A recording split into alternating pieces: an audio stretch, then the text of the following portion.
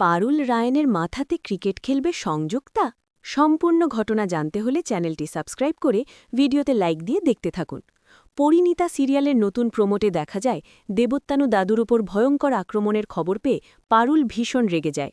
চোখে আগুন নিয়ে সে বলে ওঠে, দেবোত্তানু দাদুর এই অবস্থা যে করেছে তাকে আমি কোনোদিনও ছাড়ব না। সে এই শহরে থাকুক বা পৃথিবীর অন্য প্রান্তে লুকিয়ে থাকুক, আমি তাকে খুঁজে বের করবই। এরপর সত্যটা জানার জন্য রায়ানকে সঙ্গে নিয়ে পারুল সোজা লন্ডনের উদ্দেশ্যে রওনা দেয়। অনেক খোঁজাখুঁজির পর তারা পৌঁছে যায় সংযুক্তার সামনে। পারুল তখন দৃঢ় কণ্ঠে বলে, সংযুক্তা, তোমার খেলা এবার শেষ।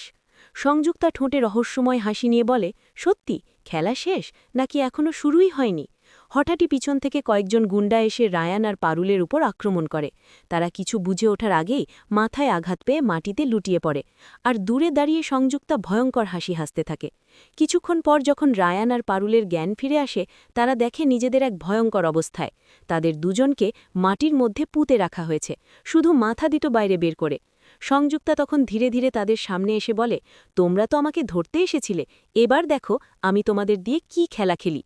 তারপর সে হাতে একটি ক্রিকেট ব্যাট তুলে নিয়ে শয়তানি হাসি দিয়ে বলে, আজ আমি ক্রিকেট খেলব, আর বল হবে তোমাদের মাথা।